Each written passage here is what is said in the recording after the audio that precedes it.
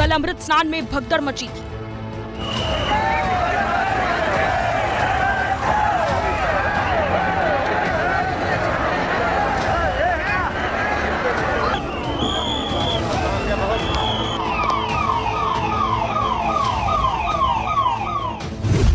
आज महाकुंभ में फिर से आग लगी।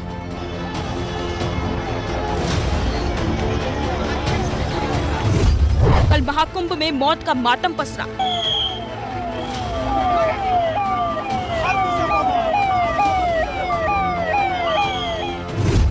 आज महाकुंभ में पंडाल जलकर रहा। महाकुंभ में इस बार हो क्या रहा है?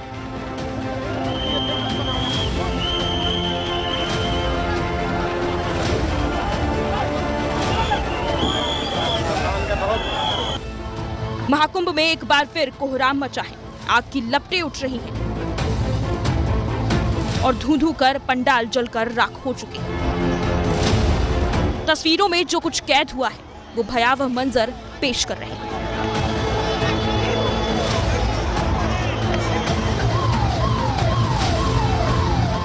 आग की लपटें उठ रही हैं, पंडाल झुलस चुके हैं। लेकिन बद इंतजामी और लापरवाही का आलम देखिए कि आग बुझाने के लिए कोई प्रशासनिक दस्ता दिखाई नहीं दे रहा है। तस्वीरों में एक शख्स ये कहता हुआ भी सुनाई दे रहा है।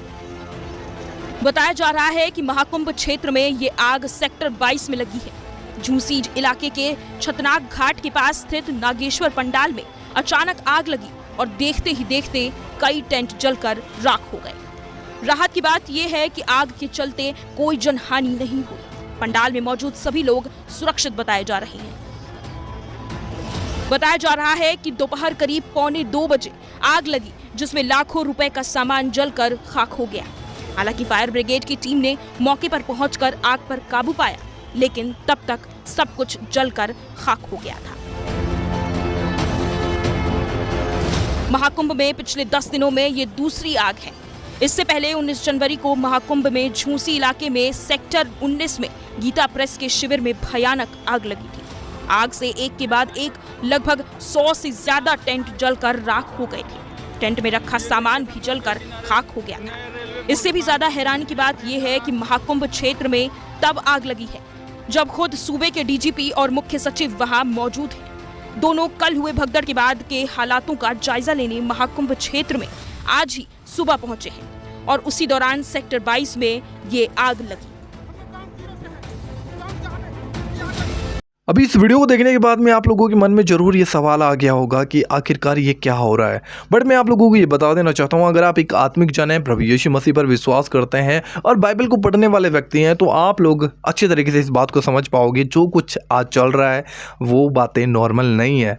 क्योंकि हमें देखने को मिल रहा है कि हमारे देश के अंदर जो महाकुंभ का मेला बढ़ता है, वहाँ पर करोड़ों की संख्या में लोग इकट्ठा होते हैं। वो अपने विश्वास के अनुसार, अपनी श्रद्धा के अनुसार वहाँ पर इकट्ठा होते हैं और उनका ये मानना है कि वहाँ पर जो भी जाकर कोई डुबकी लगाता है वो उसका पाप क्षमा हो जाते हैं। तो पापों की क्षमा के लिए लोग वहां पर पहुंच रहे हैं। बट दोस्तों, आप लोगों को पता है कि पिछले कुछ दिनों के अंदर लगातार बुरी से बुरी अपडेट वहां से निकल कर आ रही हैं। पिछले दिनों में वहां पर आग लगी थी और उस आग की वजह से लगभग 500-600 पंडाल वहां पर जल गए थे और बहुत मुश्किल से इस आग के ऊपर काबू पाया गया था। और उसके बाद में अभी 1-2 दिन के अंदर जो अपडेट निकल कर आ रही थी, वहां पर देखने को मिला थी कि कितने ही लोग भगदड़ की वजह से उन्होंने अपनी जान को खो दिया और बहुत खतरनाक यहाँ पर भगदड़ हुई थी और कितने लोगों ने अपनी जान को खो दिया। और मैं आपको बताना चाहता हूँ, अभी हमारे पास में फिर से एक और अपडेट निकल कर आया है जो कि मैं आप लोगों को इस वीडियो में दिखा चुका हूँ। आप लोगों ने देख लिया कि यहाँ पर किस प्रकार से जो भगदड़ हुई है, जो आग लगी है, अचानक से फिर से दूसरी बार आग लगी है महाकुंभ के अंदर। ये आग फिर से इतनी भयानक थी कि समय रहते इस आग के ऊपर कंट्रोल पा लिया गया, वरना ये आग काफ़ी नुकसान कर सकती थी। काफ़ी लोग इस आग की चपेट में आ सकते थे और काफ़ी अभी भी नुकसान हुआ है। लेकिन हालांकि यहाँ पर जो अपडेट निकल कर आ रहा है, किसी भी व्यक्ति की जान की हानि नहीं हुई है, कोई भी नहीं जला है। लेकिन दोस्तों, आप लोग अगर इन बातों को देखेंगे तो आप समझ पाएंगे कि आज कुछ जो हो रहा है वो नॉर्मल नहीं है।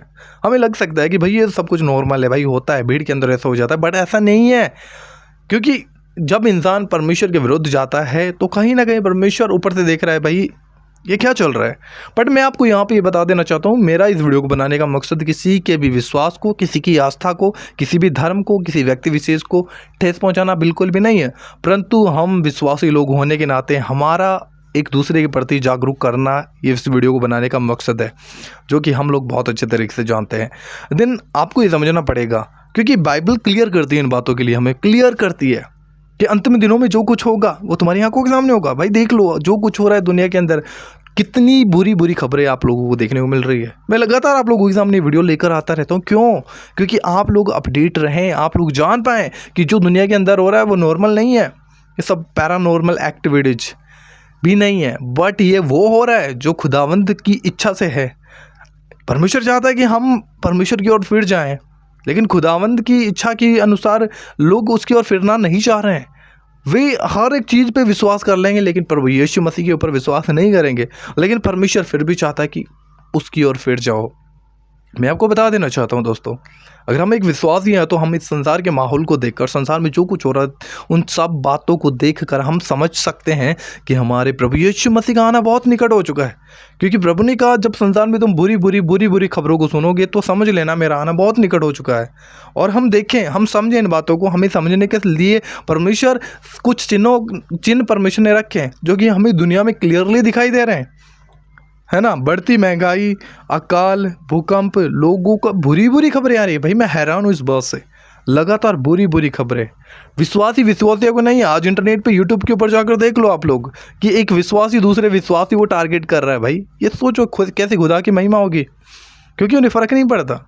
शैतान कितनी अच्छे तरीके से अपने काम को करने पे लगा हुआ है, लेकिन यहाँ पर जो आत्मिक जन है, जो प्रभु यीशु मसीह पर विश्वास करने वाले लोग हैं, इस बात को नहीं समझ पा रहे और कहीं ना कहीं अपने जीवन को संसार में लिप्त कर बैठे हुए थे। हमें समझना जरूरी है।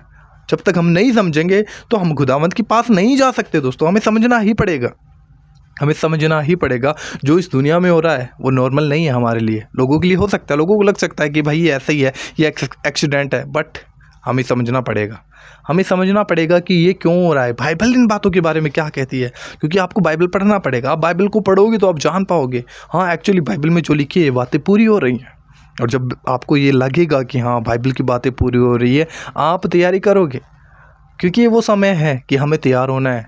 हमें तैयार होना है कि हम जानते हैं इस बात को कि हमारा प्रभु हमें लेने के लिए आने वाला है। और उसने साफ वचन के अंदर कहा है, आप पढ़ के देखना।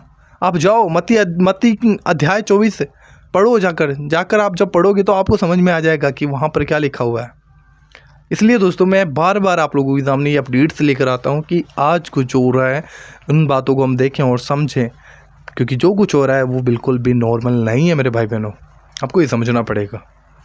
एंड ज़रूर दोस्तों महाकुंभ के अंदर जो काफ़ी लोगों की भीड़ है उनके लिए ज़रूर प्रार्थना करें, क्योंकि लगातार वहाँ पर मैंने देखा था कि कितने ही लोग उस भीड़ में जब भगदड़ हुई थी तो भगदड़ के अंदर कितने ही बच्चों ने, कितने बूढ़े ने, कितने जवानों ने अपनी जान को खो दिया है। और हालांकि ये बहुत ही दुख की बात है, बट हम यहाँ पर सिर्फ प्रार्थना कर सकते हैं। लेकिन लगातार वहाँ से ऐसी अपडेट्स निकल कर आती हैं तो बिल्कुल भी अच्छा नहीं लगता, क्योंकि लोग अपनी आस्था लेकर जाते हैं और कहीं ना कहीं अपना नुकसान करके वहाँ पर आते हैं, तो ये बिल्कुल भी अच्छा है नहीं। तो इसलिए हमें प्रार्थना करना है, परमेश्वर हमारे देश के ऊपर दया कर, अपने अनुग्रह, अपनी आग, अपनी सामर्थ्य हमारे देश पे उंडेल दे, लोग सत्य को जानने पाए। और फिर से बता दूं, मेरा इस वीडियो को बनाने का मकसद किसी भी धर्म जात को ठेस पहुंचाना नहीं है, सच्चाई लोगों के सामने रखना है, जो कि बस मैंने इस वीडियो के द्वारा लोगों के सामने पहुंचा दिया। एंड आप लोगों को ये वीडियो कैसा लगा आप हमें ज़रूर इस वीडियो के कमेंट बॉक्स में बताइएगा। प्रभु आप सभी को बहुत आशीष दे। हम मिलते हैं किसी और वीडियो में। एंड चैनल को सब्सक्राइब करना बिल्कुल भी ना भूलिएगा, ताकि ये वीडियो और भी लोगों तक पहुंच सके। जय मसीह की, गॉड ब्लेस यू।